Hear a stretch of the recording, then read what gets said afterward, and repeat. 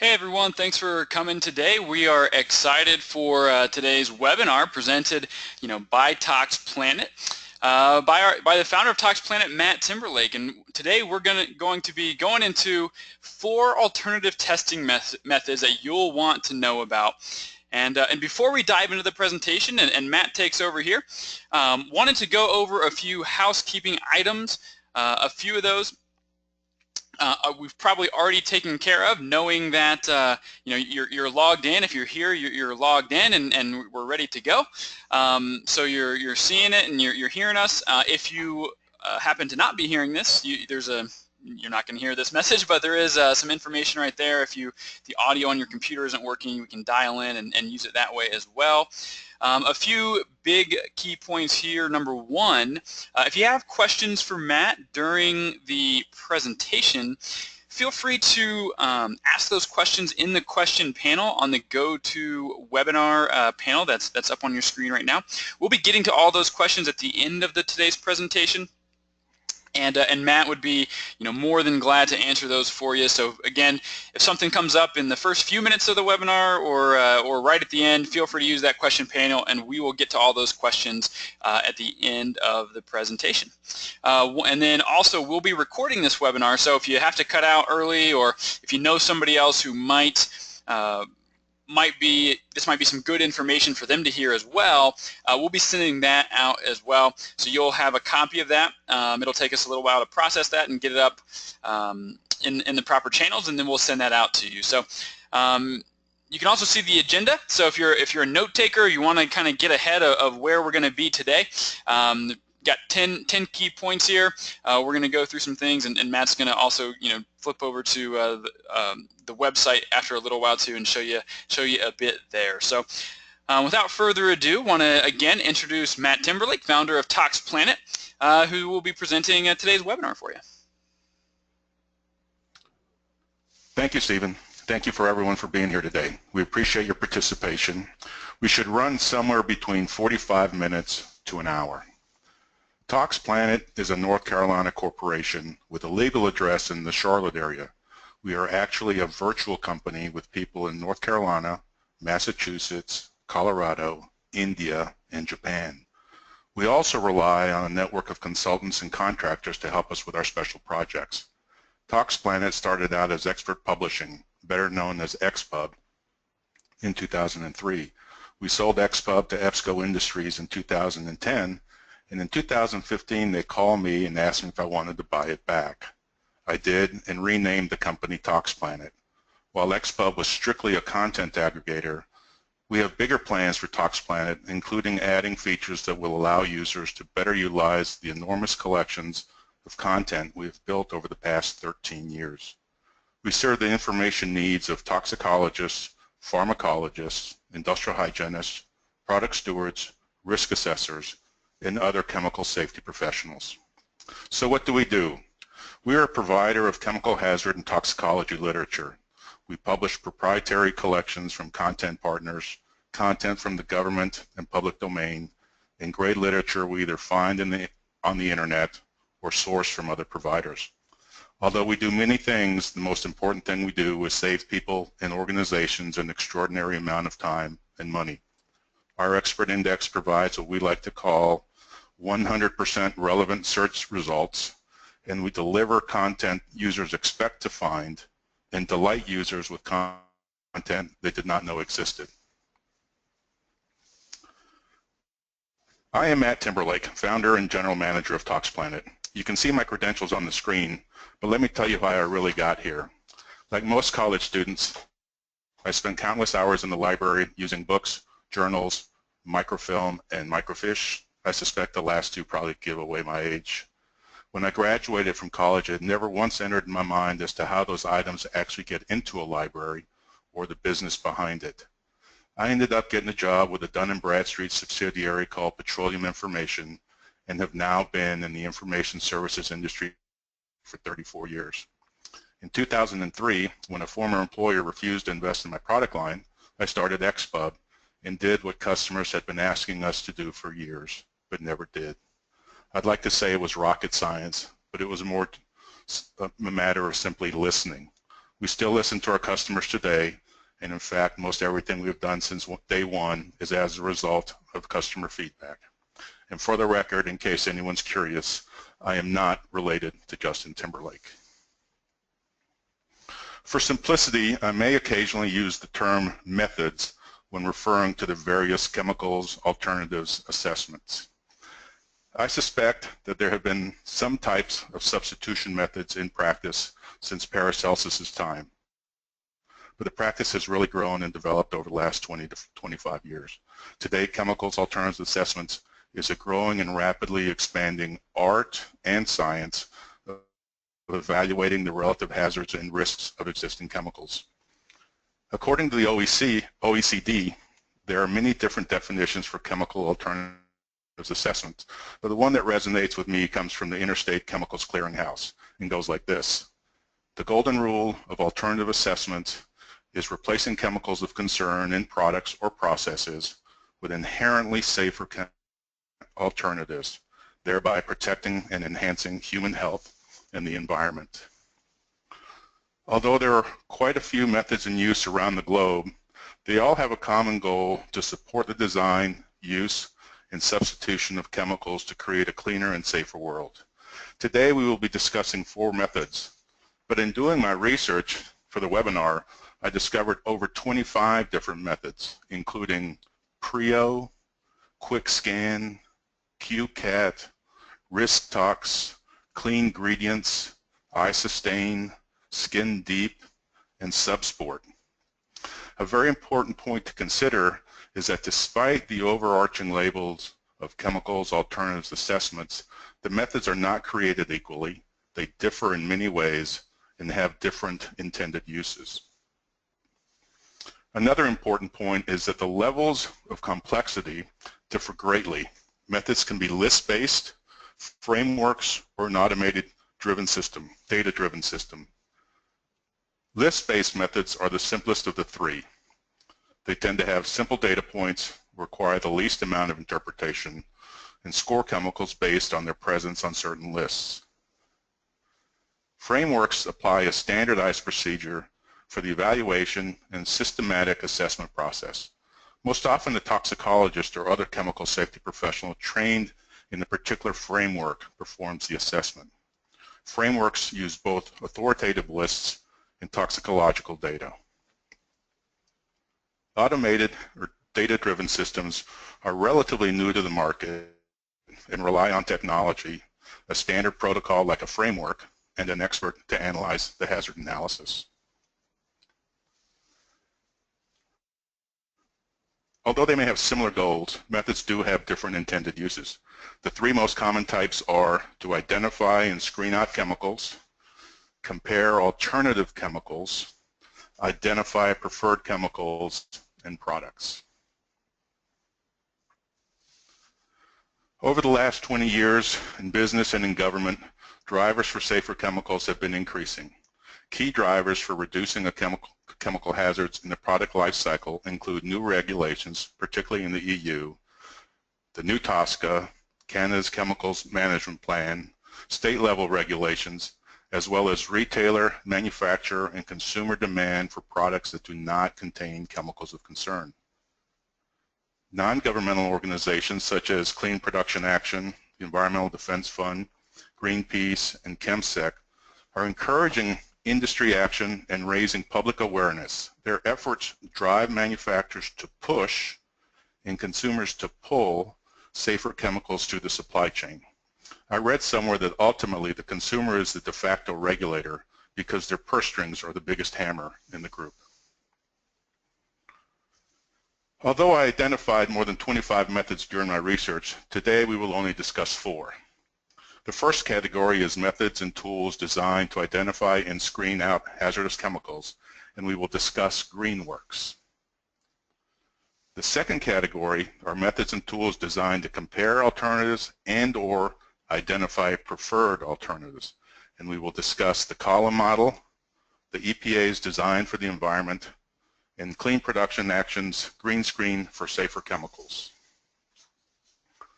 I will be addressing them from least to most complex. My discussion will be fairly high level since a comprehensive discussion on these methods could take several hours. I would like to state up front that the methods are the property of their respective owners and that Tox Planet does not imply or claim any ownership whatsoever in any of the methods. So let's get started. Produced by Underwriters Laboratory, The Works, GreenWorks is a list-based chemical screening tool used to evaluate human health and environmental hazards in product ingredients. GreenWorks is a fee-based commercial product. Although it was originally developed for a retailer, the software can also be used by a manufacturer to evaluate the chemical hazards in its products. The concept is fairly straightforward. Users enter ingredient data into a database and compare the ingredients against the regulatory and authoritative lists. An aggregate score is calculated based on the list, weighting and scoring methodology of each company, based on the weighting and scoring methodology of each company. While weighting of hazard categories is considered, it is not standardized and being customized by each user. Data gaps can have either no effect or a positive effect, meaning a chemical may be considered safer in the absence of data. The strength of the system is that it can be modified to meet each user's specific needs.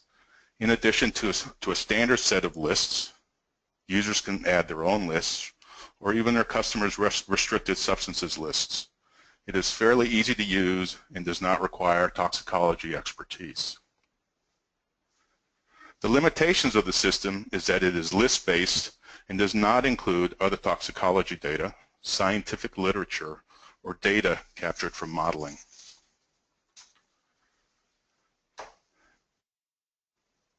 Created by the Institute for Occupational Safety of the German Federation of Institutions for Statutory Accidental Insurance and Prevention, and that's a mouthful, the column model performs a quick comparison of substances and mixtures to identify alternative substances.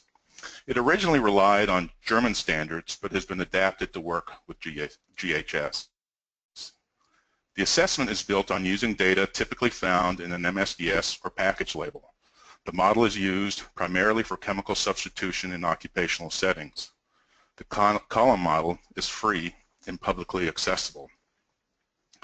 This model considers acute health hazards like toxicity and reactivity, chronic health hazards like carcinogenicity, environmental concerns such as water pollution, and physical hazards such as fire and explosion. Users can also factor in exposure potential and process hazards if relevant. Hazard categories are not weighted. If data are not available for certain hazards, the model assigns them a predetermined risk category.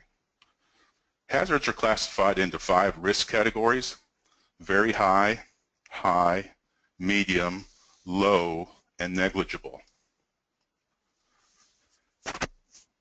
This slide shows the scoring range for a few endpoints. We're looking at 3 of the 6 available columns. As you can see, each of the hazards is ranked by either the GHS hazard statement or the German water hazard classes. When an assessment is completed, it provides a rules-based scoring that can be used to compare with other assessed chemicals. In a simple scenario, the potential substitute scores lower in all of the columns and is clearly a good substitute. However, that scenario is likely infrequent, so the user must select which chemical to use based on which hazards they are trying to mitigate. The strength of this system is its simplicity. It is fairly easy to use, does not require toxicology expertise, and relies on specific endpoints. The weakness of the system is that it relies on MSDS, which may or may not have the necessary data, and the relatively small universe of chemicals with GHS hazard statements.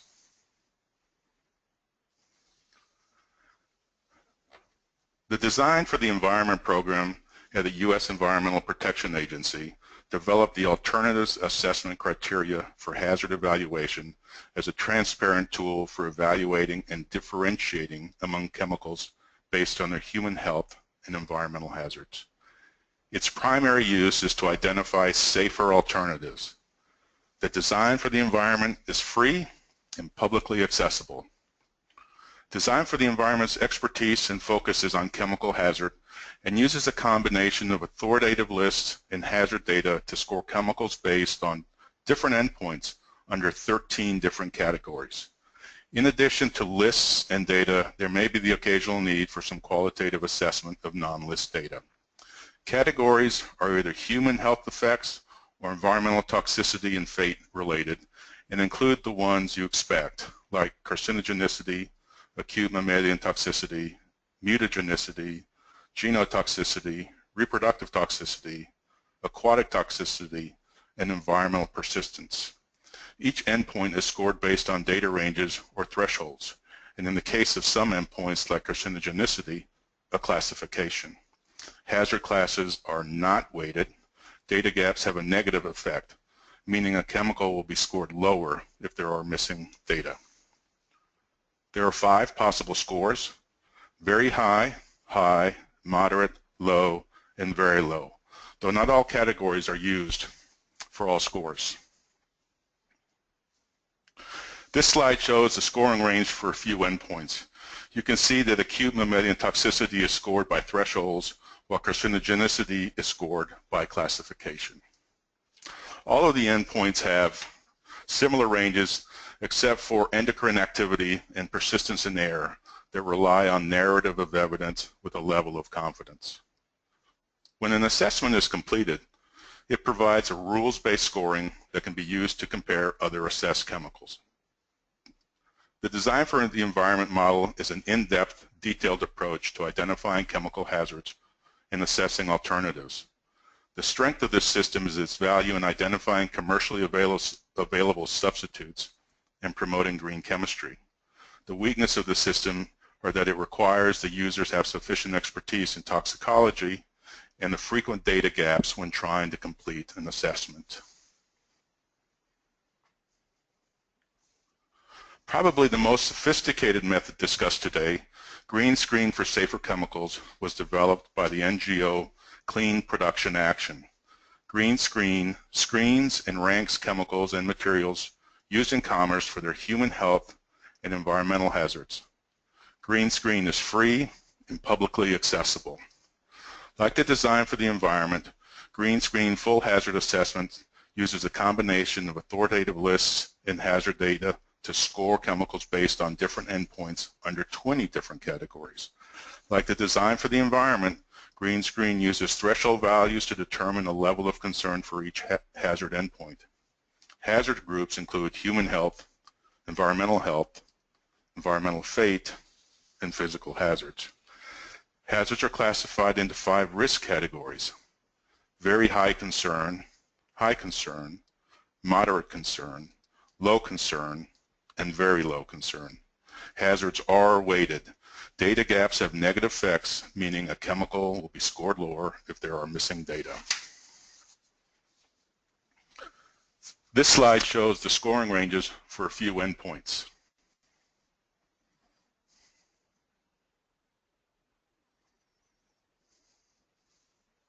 Green Screen goes further in that it includes a framework for screening out chemicals during an assessment that are associated with adverse health and environmental impacts. This is how they weight the various hazards. The benchmarks act as gates and stop the assessments at that point.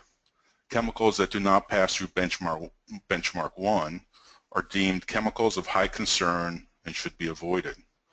Chemicals at benchmark 2 are categorized as usable, but efforts should be taken to find safer alternatives. Benchmark 3 chemicals are those with an improved environmental health and safety profile, but could still be improved upon. And finally, chemicals that reach benchmark 4 are considered safer chemicals and are therefore preferred. When an assessment is completed, it provides a rules-based scoring that can be used to compare with other assessed chemicals. Green Screen is a useful methodology for comparing alternative chemicals or materials that have the same purpose in a product. The method is relatively easy to use, but users must have some toxicological expertise to conduct the hazard assessment. Like the other tools, Green Screen's limitation is its dependence on having sufficient data available to characterize chemical hazards.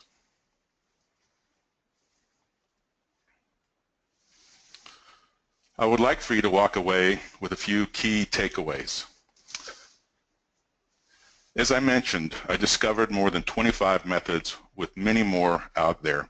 You can probably start with the assumption that there is something already available that can meet your needs.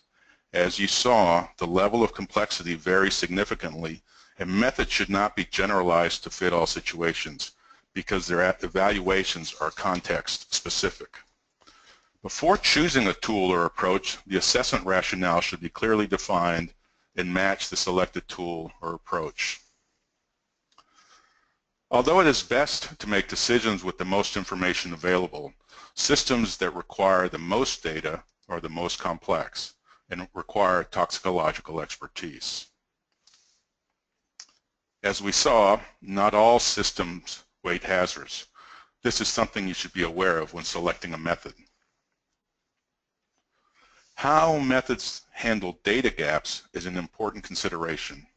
The more complex systems weight data gaps more severely and err on the conservative side.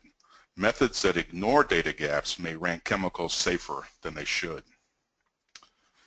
And finally, the lack of or access to data is a big problem. All of the methods discussed today are dependent on having sufficient data available to characterize chemical hazards. One of the greatest challenges for assessing chemical hazards is the lack of publicly available data on a large percentage of the tens of thousands of chemicals in commerce. While availability of data is increasing, obtaining information from upstream suppliers may be difficult, as suppliers are not always willing or able to supply information on chemical content or toxicity. Limits to obtaining product ingredients or hazard data beyond MSDS pose significant challenges for companies seeking to identify, assess, and reduce chemical hazards in their products or in their workplace. As we saw, the common limitation between the methods centered on access to data and or absence of data. Not mentioned, but definitely an issue, is the amount of time required to gather data. Let me give you a specific example. ATSDR has been working on creating a rules-based, data-dependent system to create occupational exposure bands or limits for chemicals without published exposure limits. It is, in essence, an alternative assessment. According to the person in charge of the project, creating a new band or limit takes approximately 4 hours, with 3 of those hours spent on gathering data. I have to imagine that the assessments we covered and any others probably have the same time burdens. So let me give you tips on what to look for in a content provider. Find a source that provides a comprehensive, aggregated collection of content containing most, if not all, of the content your methods require. Using 30 or 40 different bookmarks to find free information is neither free nor time and cost effective. Use a source that includes an index that locates chemical-specific content regardless of chemical naming conventions. Getting different results when you search by CAS versus IUPAC name introduces uncertainty into your results. Hopefully, you can find a source that delivers a simplified view of results and/or underlying content. Imagine clicking on a button and getting what you want and need in one place. Since we have a number of ToxPlanet subscribers on the webinar, I thought I would show you a few tricks on how to set up your account to filter chemicals alternatives assessment results onto one page.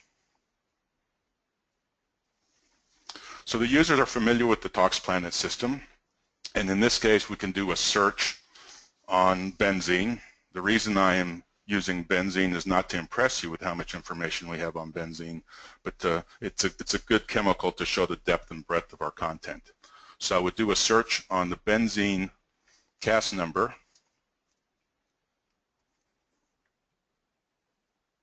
The system comes back and to the what we call the chemical identification page that allows you to confirm that in fact, yes, this is the chemical you're looking for. And these tabs up here are various different collections of information or subsets. So say you were looking for GHS information, you could go to the ChemExpert tab.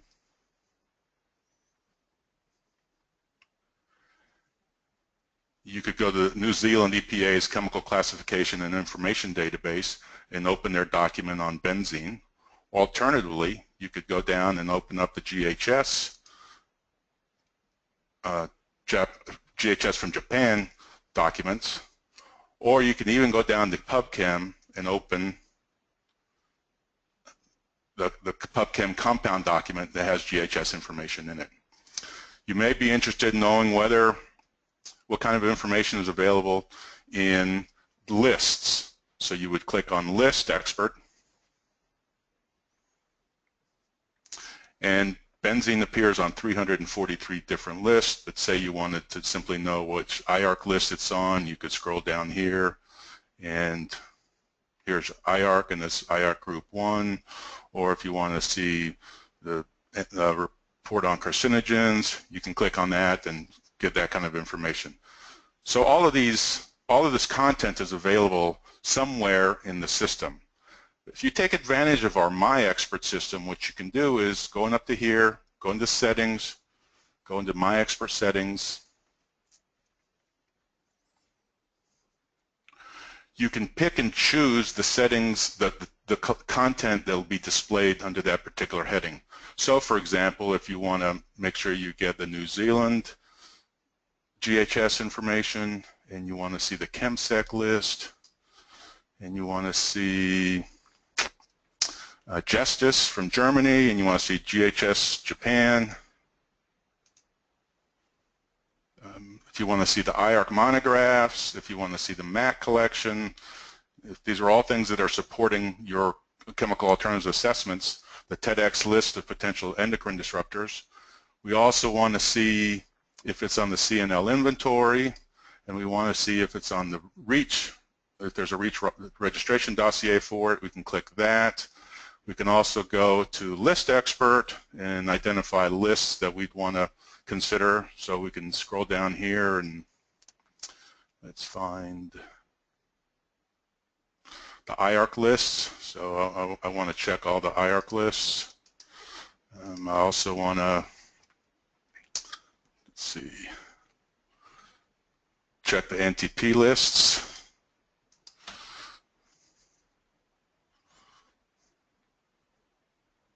Whether it's on the TEDx list of potential endocrine disruptors. And there are over 600 lists in the system, so you can pick and choose the list that you want. Once we do this, we can save our selections, and now we have essentially a subscription within a subscription. So what you'll see when you click on your MyExpert tab is only the databases or lists that you want to see. So let's go back to a recent search. We'll go back to the benzene search. Click on the MyExpert tab.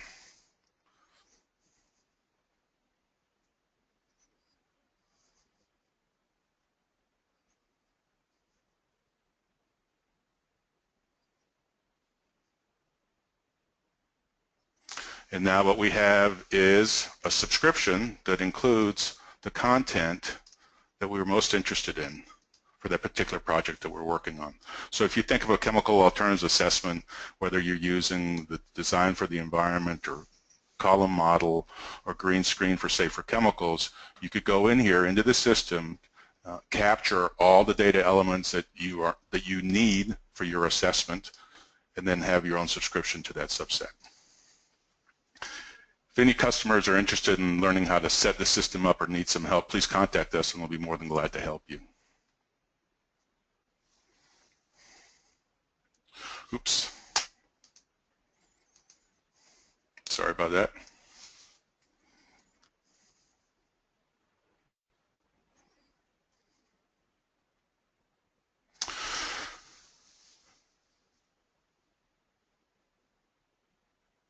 For those of you that are not subscribers, we have an offer for you. If you'd like to take advantage of seeing what kind of information is available for the chemicals or chemicals that you're interested in, please follow this URL that you see on the screen. Fill out that form and we'll be in touch. Stephen?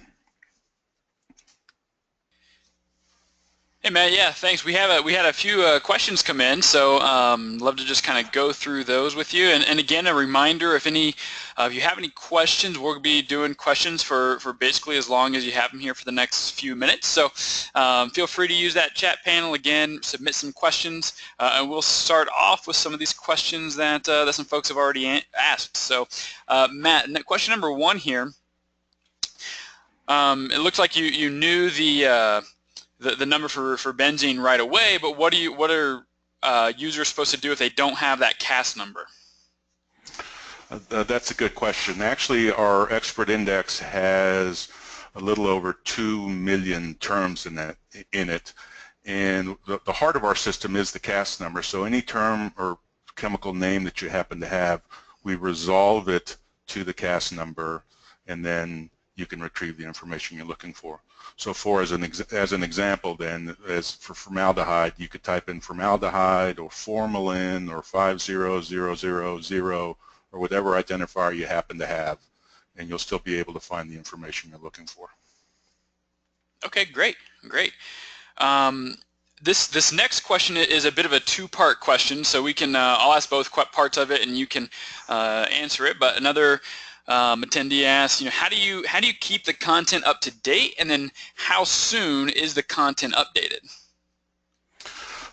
Good question. We update our content 3 different ways. One is with our license agreements that we have with people like National Library of Medicine or Terrace, Shepherd's, ReproTox, the Artex folks. They send us updates on a scheduled basis. Typically it's either on a monthly basis or quarterly basis, and we update those typically the day we receive the feed. We also monitor somewhere on the order of 500 websites on a daily basis, and anytime that there's changes on those websites, we capture the content and update our content at that point. The goal when we publish content is to have new content up within 72 hours. Typically it happens more quickly than that, and as a good example, last week the National Toxicology Program released the 14th report on carcinogens. They actually sent an email out around 8:30 about it. It turned out the website was broken. I emailed back and forth with them for a while, and they fixed everything. By 10:30 we had downloaded the report on carcinogens, and it was live in our system by 3. Awesome. It looks like there's one more question right now. So again, if anybody else has a question they'd like to ask, do it so in the next couple of minutes. But this last question that's come in so far, Matt, it says, how do you decide what content that you're going to include in the system? As I mentioned earlier, much of what we've done since inception is listening to our customers. They know what their data needs are much more so than we do, and so we're constantly getting requests for new content. And in fact, this year we've added nearly 900,000 documents from a variety from several sources, and they were all of this content was as a result of recommendations or requests by our users. So it's very, very user driven. All right, great. Well, no more questions have come in. Matt, anything else you'd like to add? Well, I'd like to ask you again that if you would like to take advantage of the offer we've provided, please follow that URL.